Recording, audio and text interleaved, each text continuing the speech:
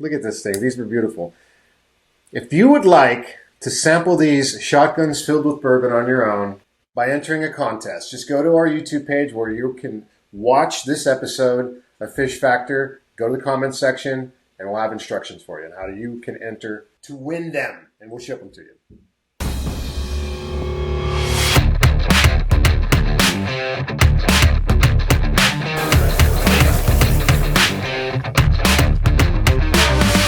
Price tag's still on there. And the name brand of the shirt.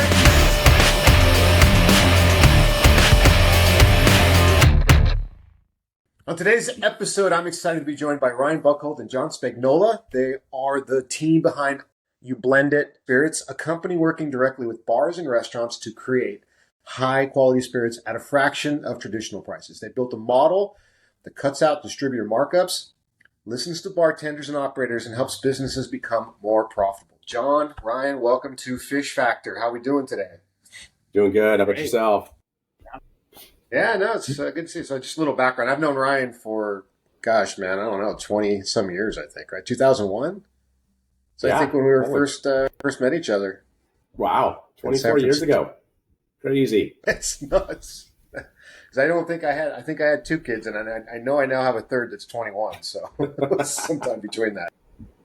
And then John, I just met recently. I guess it's actually been quite a few months now since I visited your place in Santa Cruz, and you guys brought me through what you're doing, which I thought was pretty incredible, and gave me a bunch of samples to test. And I wanted to hear more about what you're up to, what you're working on. So here's my first official question: would be, what problem in the liquor industry were you trying to solve when you started Ublendit?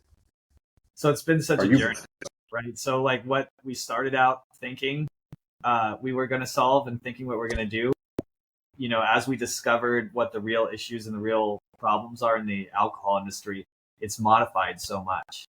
What we do today, I don't think I would have ever pictured us doing when we started. So, really? Pretty cool. What changed? What was different versus we thought where you are versus where you are? Well, we kind of went in. The alcohol industry is a very difficult industry where there's a lot of regulations. There's a lot of compliance that you have to go through. There's a lot of everything's illegal. You can't do anything.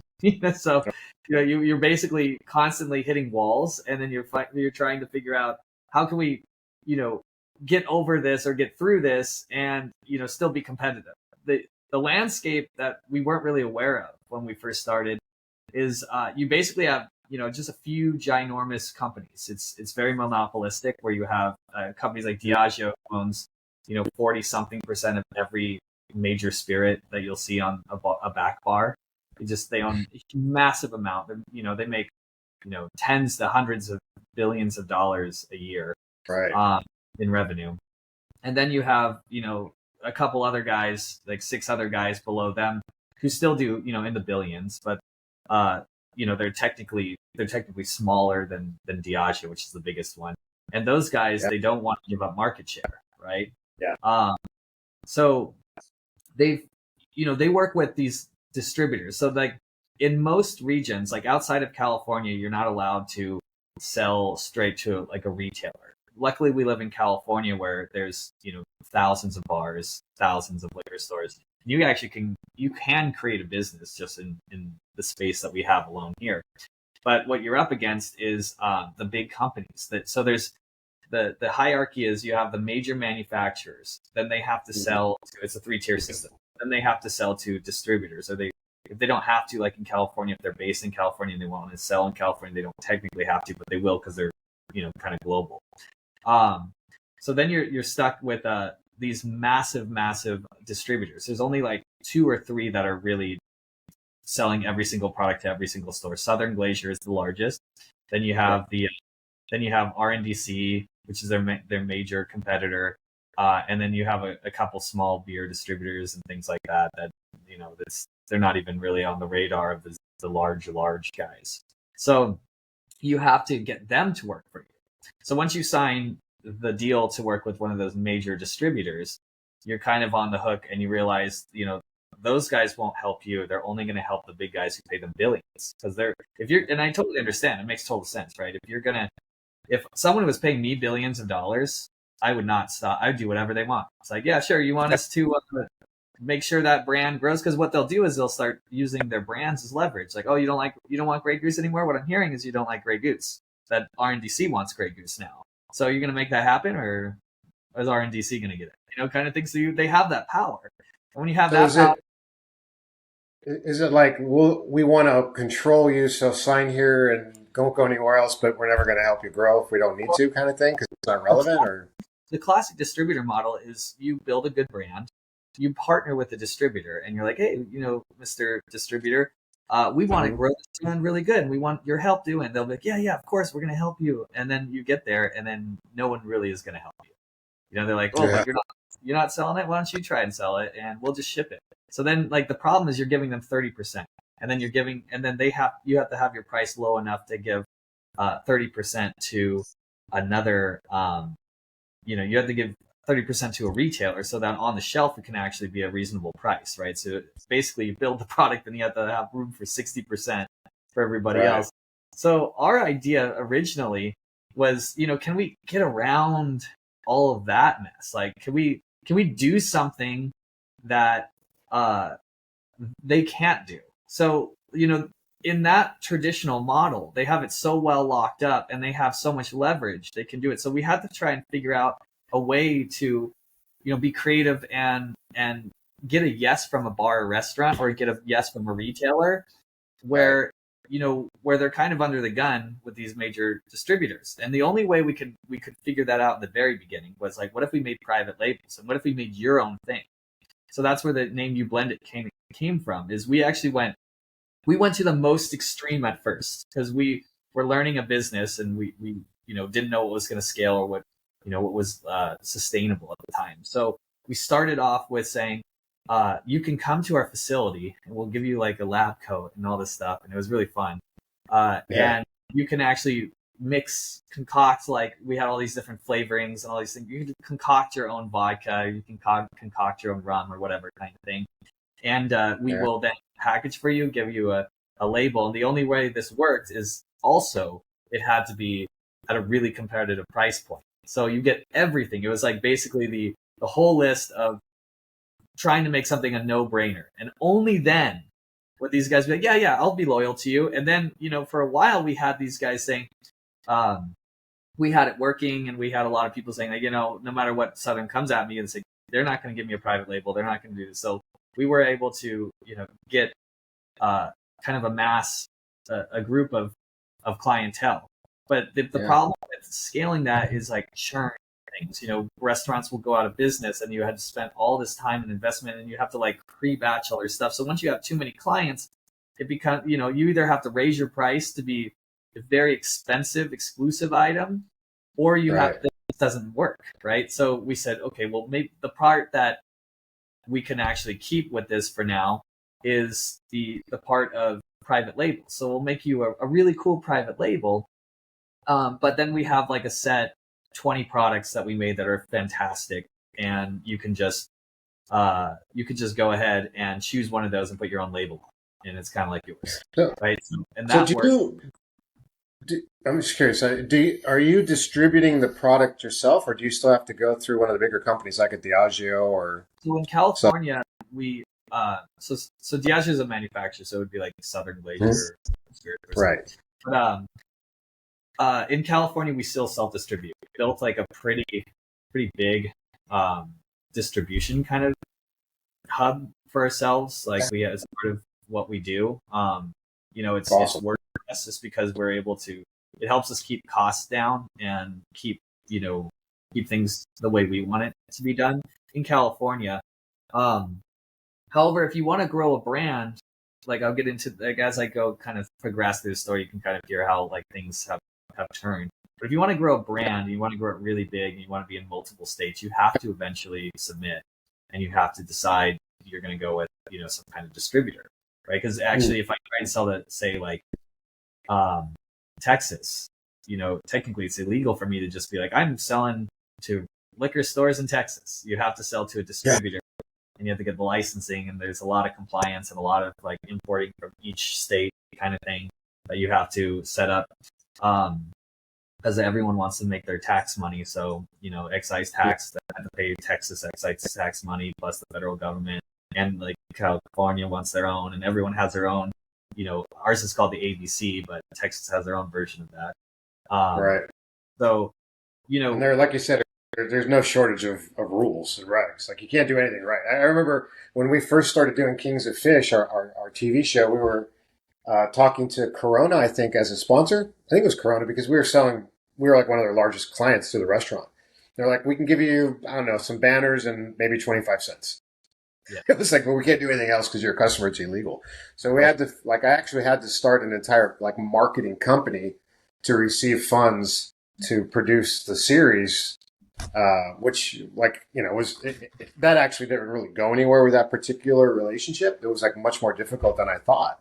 But when I saw what you guys are doing, I was like, oh, this is a whole nother level of opportunity. I had never seen it before. Yeah. Like what you're in-house. It's so different. Like even as the story kind of progresses, we got to, I think we just left off on saying that we were like, okay, so now we have customers that are doing private labels. The problem with that is you end up, it makes your ability to sell to these guys more likely, but what they really want to see is cost, because what these guys really care about is low. So, at some point you have to start kind of building out a brand, right? Or you're just going to be in this battle for your whole existence of fight to the bottom. How cheap can you go? How cheap do you want to go? And that's the worst place to ever be in. It's so frustrating. And it's like somebody will offer 20 cents more and then you just lose your entire account. And you're like, we're a local company. Don't you want to work with a bigger, kind of thing. So we ended up having COVID happen, right? And then COVID was kind of a mixed blessing. It was incredibly stressful for us. There were times where I don't know if we're going to make it through this, but what ended up happening was we were forced to build brands because all the restaurants shut down. So it made it so we can't, we just basically lost all our revenue overnight. So we didn't really have a brand that we're pushing in the liquor stores, we're pushing anywhere else. So we're and everyone's saying, oh, the alcohol industry is going way up. Everyone's making tons of money. I'm like, well, not us, because you weren't able to buy us at stores. That was a huge turning point for us. And, we built Hideout Vodka. And which is fantastic. Yeah. Hideout Vodka has been it's probably our premier brands that we're running. Hideout now is in all 12 MGM hotels in Las Vegas. So that's a huge revenue generator for it. And a lot of people, it's really satisfying going to Las Vegas and going back to the bar and seeing them pour your stuff, which is really, I was like, I don't know. I didn't think I'd ever be there. So that's really cool. So actually, that's a great transition. So tell me, so I got it. COVID happens. You're like, oh my God, no one's going to restaurants are closed. I was one of them. We're dealing with that too. We're still trying to pull out of that nosedive. Right. How did you what's the story of getting into MGM? That's a huge account to have. Yeah. I mean, honestly, the story kind of goes that the brand kept getting larger and larger. We were getting more accounts. We started working with, we have to work with Southern Glacier. They're handcuffing all the accounts there. You won't be able to get in unless you're working with a major. I mean, they have their competitors who fight for it constantly, but one of those big guys, you have to. So that's where I was kind of going with. If you actually want to build a brand and you want to go larger, you want to get down to Nevada, for example, you got to go with one of the big guys, right? So the trick is then how do you get them to work for you, right? And it's really, that's a constant battle that we're fighting with all the time. We got lucky because we knew somebody on the inside who worked for, Southern for a long time. Is one of our partners, really, really good friend who was able to get us even in the door. Then we created a really good proposal for MGM. And we honestly weren't sure we were going to get it because all the big brands want it, but it was the most satisfying thing ever when we got it. And because they usually do it in 3 year, kind of contracts where it's not like a written contract. Really? but they just kind of don't want to deal with it for a couple of years. So they'll say, hey, this is what it's going to be for a couple of years. So we got it the first time. We just got it the second time renewed, which was actually kind of crazy because I know for a fact that the big companies came in with guns kind of blazing. But this next time, I was like, I don't know if we'll have it a third time because, you know, it changes a lot. Like, it's not like one company's had it since the 70s or something like that. It changes all the time. Who gets it? It's like, who's giving us the best offer? Because like in their eyes, vodka is vodka. Like, we're doing something good. We gave them a good deal where we're still making, you know, reasonable money on it. But we just also knew exactly what they wanted. So we kind of backed into that. So which worked out for us. And at the same time, you know, we've built other brands. We've really kind of started to try and kind of focus down. So like the opposite of what we were doing before, what we started doing was be as open to whatever you want and building whatever you need for your restaurant, and, you know, kind of going at it that way to going in towards more of a traditional sense, because you can only go so big unless you want to play that route to the bottom until you start building a brand and build brand equity into that, right? So when you're in that conversation, is that with bartenders? Is it with the owners of the restaurant or business, hotel, whatever? Like, who do you deal with mostly to? Are you talking about for MGM? Well, just in general, like if you're like, you know, in my case, you know, we met together and we were talking. You were showing me how you walk through it, but you know, where I'm stuck is I don't really manage the bar in our restaurants. I don't even know what our bar program is, but a lot of the time, you know. So I was trying to think who would be the best person to put you together with to figure out a path forward for your products in one of our locations. But I didn't know, like, how do you do that? So yeah, we have 7 different sales reps. Like, Art will be the sales rep in Monterey, in your area, right? And you know, those sales reps usually have to find out who's actually the decision maker. So it's one of the first questions they have to ask is like, hey, who's actually in charge of the liquor program or the cocktail program, and who's actually making the decisions on who's buying? Because sometimes it'll change all the time. Sometimes the owners and the restaurant will have complete control. They'll say, like, hey, I don't want anyone touching this except for me. I make all the decisions, and I have like a bar staff who makes the drinks and will, you know, make cocktail ideas and stuff like that. But I do the buying business side. And there's also owners who say, I have nothing to do with that, kind of like what you just said. And I have a bar staff that takes care of it, and then that bar manager will generally it's usually a bar manager who takes care of it. So would it be like a bar manager would say, "Hey, we're looking to do this say vodka. We want it to have like a blueberry flavor, but we haven't found one we like." Would that would be the conversation to have with that person to develop it? So yeah, we don't do that anymore. It's like kind of what the point of what I was talking about is. Okay. We have fixed flavors, so we had to start in the very beginning about 8 years ago, doing stuff like that. But as you can kind of imagine. Like if I went to you and I said, you know, all the time, hey, I want you to have this restaurant item. And, you know, but I can't guarantee you forever I'm going to use it. I can't even guarantee you I'm going to have a really good, like, you know, churn of it, like use it a lot. And then maybe next season we're like, we want to switch it. It's not a sustainable model, right? So it doesn't make a lot of sense in that way. So that's why I said, you know, we actually switched at some point to a private label thing. And we will still do private labels for companies if they're large enough and they can do the volume. But the problem is what we found is it's very expensive to order these labels.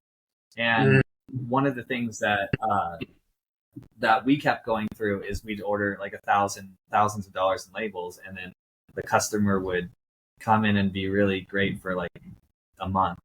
Got it. And then they'd stop using it, and I'm like, well, I have thousands of these labels, and you know, I barely broke even on. So it's like, again, you can see how a model won't sustain really well. So one of the biggest, most interesting things that we did, besides building out these kind of brands and going that way, is we started working with celebrities, and we started doing these, a new way of meeting the big guys. So we kind of found out there's like a limitation of, you know, like beating the big guys in normal distribution and things like that, right? Where they can't stop you and where you actually can get so much traction and so much power is online sales. So you can, in a lot of ways, you can skip a sorry, not retailer, but skip a distributor. So, and you can have the entire US in your map. So it actually can be way more profitable for you. So instead of me making the product, sending it to a distributor in like Oklahoma or something like that, and then in Oklahoma, then selling it to a retailer, what I can actually do legally is just sell to a retailer in an area where I don't need a distributor, right? So like California for one, and that person then has a license to be able to ship to most states. Cool. Right?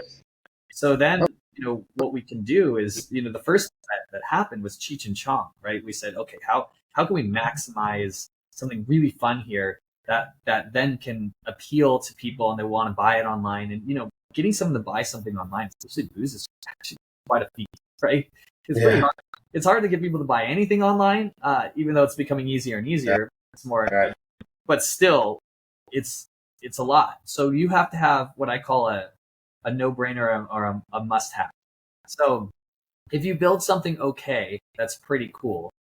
It's really hard. It's really easy to get people to watch your video or to look at it and be like, oh, that's cool. But will they buy it? Oh, that's cool is not enough. It has to be, I have to have this. It has to be at that level, right? So when we started building stuff, that's what we had in our head. So the first thing we did was we built a really cool collector's box for Cheech and Chong. It's a vodka that turns into a bong after you're done drinking it. That's right. I forgot about that. Yeah, and this thing might I have one somewhere here. I'll go find it. But literally, it's one of those things that are they still available, or is that all sold out, or is that? So luckily, right now, so the second edition is always available, right? It's the limited deal. The first edition, we did about 6,000 of them. They sold out. We had about 1,000 of them, and the magnets weren't working. So we're like, oh, they don't close right? So, but I had 1,000 of them. We're about to throw them away, and I said, I wonder if there's a way we can fix the magnets or something, because people are dying for these things. They're pretty cool. They're really cool, and I was like, is there a way that we can actually fix them? And we figured out that we could. So then we remagnetized everything. So it's so now we have 1,000 left. So I've been selling them now. Now it's probably, I think I've already sold 200. No way. So do you see a spike? Because I remember this. It's a cool concept, but it's also sort of a novelty. Is that like a holiday gift thing that before the sales spike this time of the year? All time of the year. All time. Well, I mean, there's always something, right? There's either a bachelor party or a birthday party, or somebody that would like that, and gifting is kind of an all year thing. I mean, there's definitely spikes during Christmas. Yeah. Right now is the time. So everything for the last few months has been the road to Christmas, right? And it's absolutely crazy because Meta and using Facebook was kind of our next the next thing that we had to get good at, because it's not enough to have even Cheech and Chong or a bigger celebrity or whatever put out one post. You're like, oh, if they put out a post, we're gonna sell 20,000. Not at all. You'll sell 10.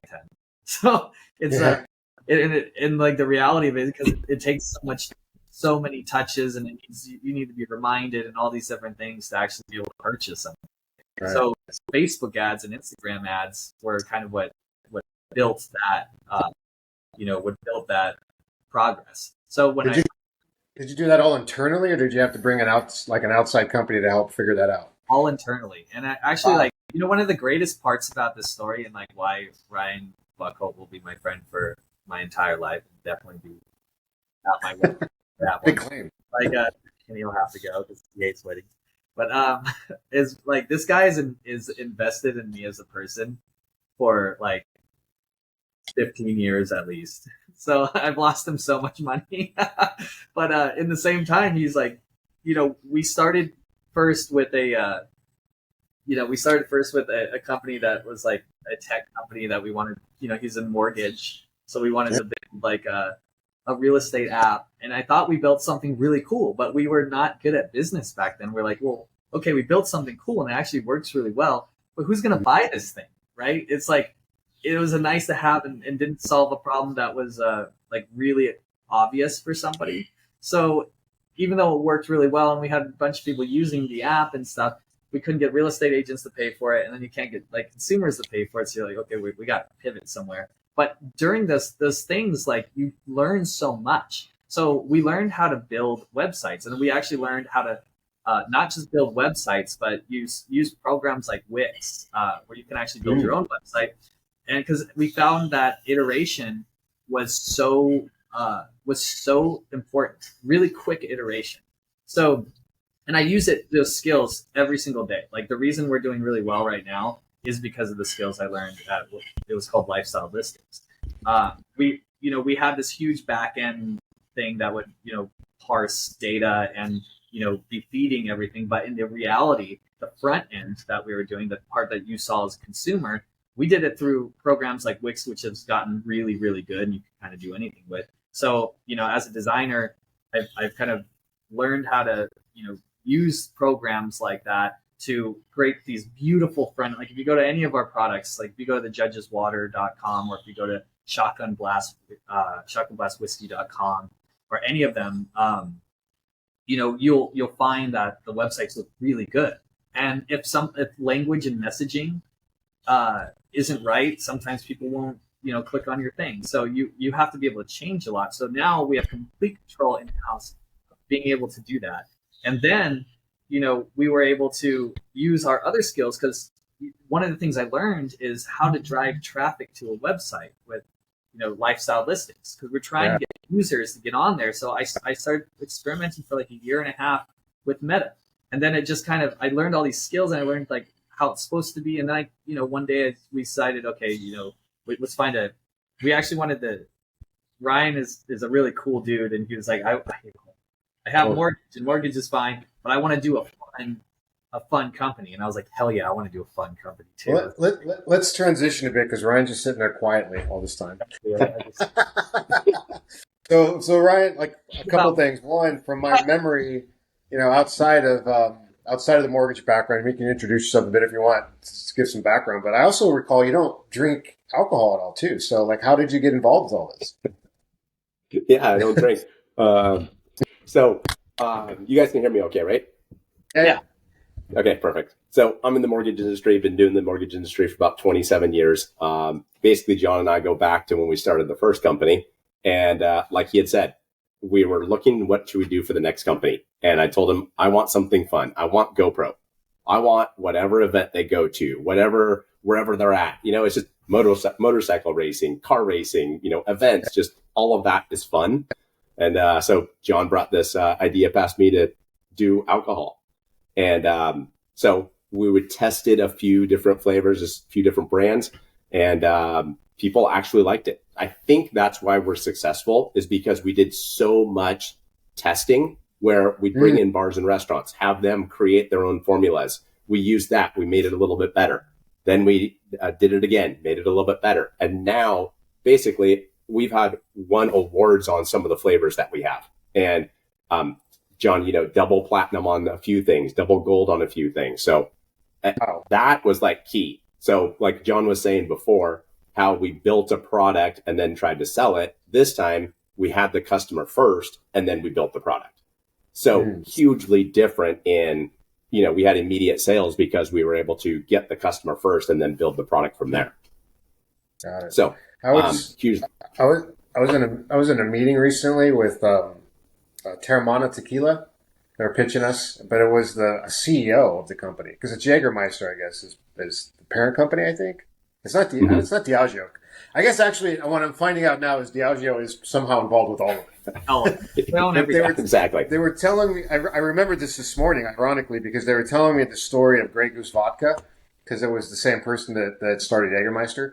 And I read it like on an Instagram post. I'm like, oh, the guy, when I was having lunch with CEO, he was telling me the story about how he created this thing in the 70s and sold it for like $2 billion. And then what he told me that I didn't read in the article was that he didn't give them the actual recipe, but they didn't want to say anything because they didn't want to get embarrassed. So they had to figure out how to close the gaps on the recipe. But I was thinking of you guys the entire time, because after walking through your facility and looking at what it takes to produce a product, I'm like, I don't think that didn't sound like an easy task, but I guess if you have $2 billion to spend, you figure it out. Yeah. and we didn't. Yeah. We had. But I mean, you're building brands, and like I'll go back a little bit for one. What my conversations 2 decades ago with Ryan, what always impressed me was just how amazing it was at creating marketing processes and operational processes and standardizing them and like being able to walk away so you can really focus on the bigger picture as a visionary for your business to grow. And what I was kind of wondering is, are you doing sort of the same thing? It sounds like you are in this project too, where you're troubleshooting, solving, innovating, producing things that work, and then like kind of doubling down on the winning formulas and discarding the ones that don't. Is that fair? Yeah, just staying nimble the whole time. Just, creating something. If it works, go with it. If it doesn't, let's tweak it a little bit more. And then going back to the drawing board, redoing something a little bit. So like John had said, we've changed so much time over the last 5, 6, 7 years on the route we're going. And we feel like we're at the most successful pivotal point right now where all of our products are hands down great products. It's putting them in the right places and meeting the right people in order to grow them even more so. Yeah. What I really want to do is be able to end every episode of Fish Factor with a link to some specialized Kings of Fish something, bourbon, vodka, something that people could click on, buy, and ship it to their house with a picture of the three of us on the label. Is that bad? Let's do it. We can do something like that. Just screenshot this right here. Right. No, but I really would like. I mean, I think that's kind of what we were talking about when I visited. Was just trying to figure out a way to create sort of a retail item. But I remember when we talked about it. I think John, we were talking about it. The challenge of going e-commerce wise, like you were speaking about it earlier. You have to find the right person can do that, because that's a different sort of license to be able to sell online, right? I mean, we have the same partner we use for everybody now. So Okay.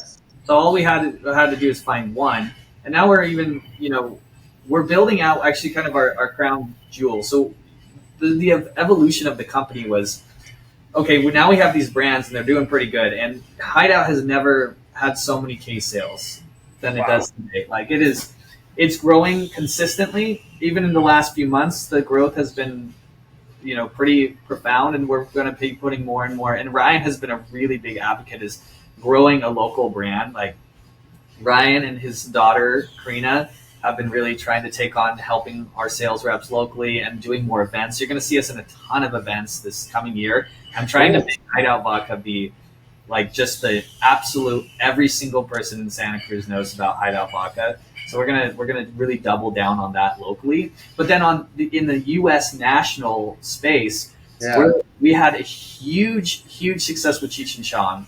Then we said, okay, we got to do that more. Like the fact that almost the entirety of that project was done in-house, like the design of the project, the marketing of it, building the websites, everything was done here by me or somebody close to me.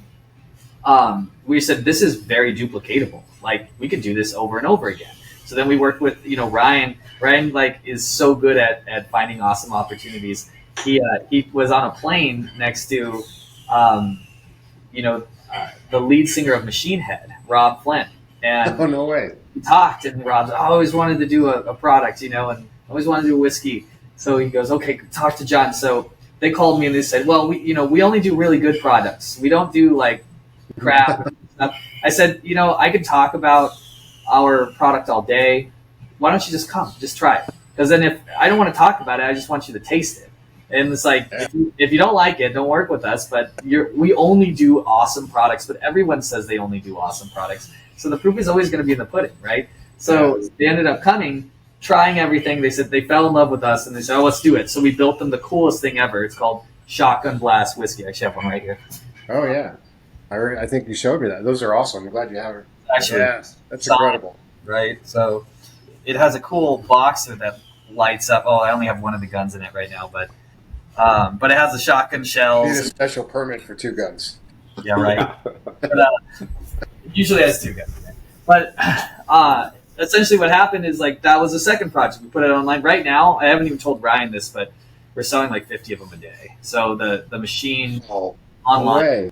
So the machine that I've kind of been able to refine has now, taken that, and we're doing really well. At first, the band was actually really good about selling it themselves. So there was quite a bit of movement just from their posts, and they're pushing it.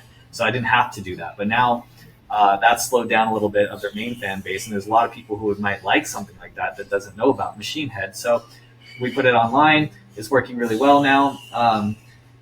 So then, we built. I worked with in reality television for before I knew Ryan. That was what I was doing when I moved back here, and because of that, I know a lot of people down in Los Angeles, and so we got connected with the Vanderpumps.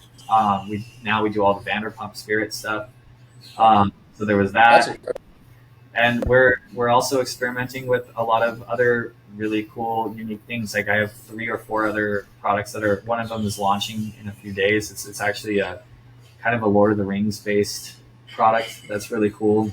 Oh my God. Okay, so I got to stop you for a second. I was going to say, I'm planning to come up to Monterey with my wife and daughters on December, right around the 16th.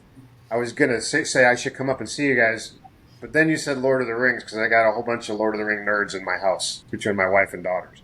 So now I don't think I have a choice. How many hours are left on this show? It says it's a 14-hour uncut, Dad. We got to watch all of it. Okay. Yeah, exactly.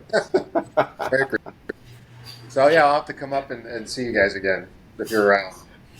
Yeah, because I really want to work on it. We should definitely be connecting more because there's so many opportunities between what we're working on and what you guys are producing that I just haven't had time to work on with. Also, look at that! Oh my God! And it's got real elvish and things on the side, and it's my God! Yeah, that's the drinking horn. Actually, can you send me a picture of that, please? Because when my wife and daughters hear me use the word nerd, which I'll have to edit out, I might not be allowed to go back home. Right, so, but it's exactly my peace offering a picture. It's trying to find people that you can connect products with that they get really excited, and it's launched this new creative space in Ublendit that kind of goes back to how can we disrupt really hard because we can't get beaten by the big distributors. They can't shut us down for this because we're going straight to the audience, and the audience is saying, "I like that. I like Lord of the Rings or whatever." They'll click on the ad. They'll buy it from our retail in California, get shipped to wherever they want in the U.S. So now I have that whole market, and now the crown jewel of Ublendit is being made right now. It's going to launch in the next week. It's called Liquor Drip. Liquor Drip is our own website where you can buy straight from the website all these products, every product that we do, and it's only going to be fueled with really, really cool new awesome products. So you'll go there if you want to see some really unique stuff like the Shotgun Blast and Cheech and Chong's, and they'll all be available only through that website. So when we talked about a little bit, our main restaurant, our main location on the LA waterfront that we finally got open October 1st October 1st after 3 years of trying to get it open.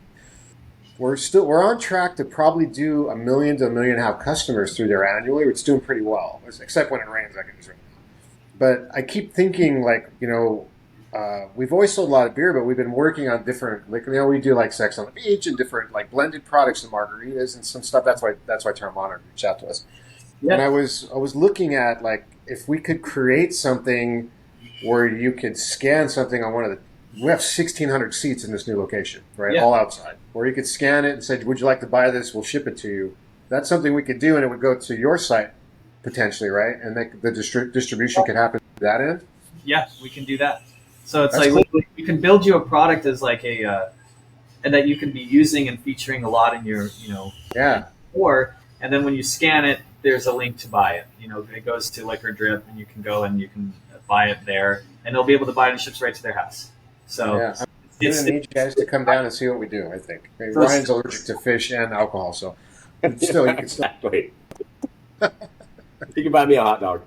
It's all right. We got a great smash burger. Perfect. I'm down. I'm so happy now. Love it. Sorry, John. What were you going to say? I didn't mean to cut you off. No problem. Oh, no, that was I mean, Liquor Drip is now going to come out. We should definitely work with you. When you come back, come. Let's talk about your menu. Let's talk about like what the thing that you want to feature is. We'll build you something really cool. I mean, like we have the ability to basically build the coolest labels now, like that are embossed and cut whatever shape we want, and all the with your face on it. We'll make a bottle that looks like you. Yeah, that'd be terrifying. What's that in the back of the liquor closet? Don't go back there. You don't want to see that bottle. It's Mike. What's we'll wrap it up in a minute, like a second here. But what is there anything that you want to tell the viewers about, like where they can find you, buy some of these products? Like what's the actual web address they can go to? Yeah. Like any information at all? Drip.com. By the time you probably put this out, I'm pretty sure it'll be live. It's live now. You just can't buy anything yet. They're just setting it on the back end to the licensed shopping cart and all that. Kind of stuff. So, Ryan, if I want to refinance my house, where do I go for that? Yeah, you go to ryanbuckholdt.com. There we go. Anytime. Refinance your house and celebrate with some holdout vanilla vodka because it's freaking incredible. Oh yeah, yeah, for sure. Awesome. Well, guys, thanks for being on. This was a lot of fun. Really, a ton of great information. I've forgotten, wasn't expecting. So fantastic. I'm glad you had the shotguns to show everybody because, I brought those home. You gave me one to bring home, and when I opened it, it cracked. It spilled all over the inside of the box. I don't know if I told you that. I have no idea how. Like I didn't touch it, so I don't know if I shipped it or. No, I'll buy another one. It's okay. You don't have to ship. I'll give you one. You said you're going to come visit us, right? Yeah. Well. Yep. Lord of the Rings and shotguns. I might buy a couple as gifts. I just don't know how if I ruined this Christmas surprise by saying it. I won't say who they're for. You don't say who it's for, right? Yeah, exactly. But well, thanks for being on. This has been a great episode, and we'll catch up soon. And I can't wait to come visit you guys again.